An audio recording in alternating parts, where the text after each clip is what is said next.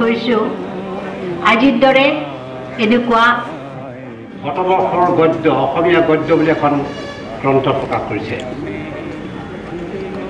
কি সাধনাৰ বলত, কি দুৰন্ত কষ্টৰ বলত এনেকুৱা এখন মুঠতে 150গৰাকী শিশুৱে অসমীয়া ভাষা সংস্কৃতিৰ ওপৰত প্ৰশিক্ষণ লৈ আছে। তেওঁলোক অসমীয়া ভাষা সংস্কৃতিৰ প্ৰতি ক্ৰমশ আগ্ৰহী হৈ আহিছে। উপাসনা তেওঁৰ মৰমৰ আৰু শ্ৰদ্ধাৰ শ্ৰীযুত চন্দ্ৰপ্ৰসাদ শইকীয়া বৰদেউতালৈ এখন নৱবৰ্ষৰ শুভেচ্ছা পত্ৰ লৈ আহিছে। নমস্কাৰ, মৰমৰ শইকীয়া বৰদেউতা, নতুন বছৰৰ আমাৰ সেৱা গ্ৰহণ কৰিব।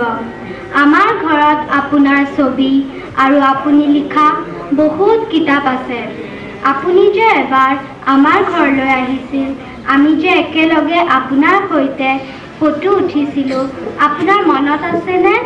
আপুনি আমাৰ ঘৰলৈ আহোঁতে আমাৰ এটা অকণমানি ছাগলী পোৱালি আছিল। আমি বিকি বুলি মাতিছিলোঁ।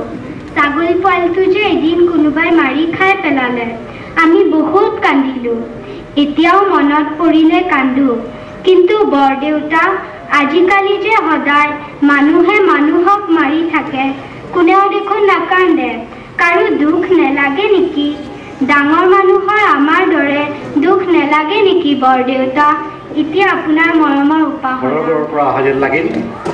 মোৰ বিশ্বাস অজস্ৰ মৃত্যুৰ ঘটনাৰ পিছত, অজস্ৰ বক্তৃতা বাতৰিৰ পিছত এই ছোৱালীজনীৰ এই কথাই আমাক অভিভূত কৰিব, আমাক ভাবিবলৈ বাধ্য কৰিব।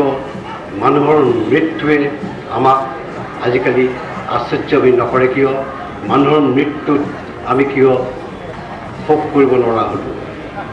এই কথাখিনি আমাৰ জীৱনত সদায়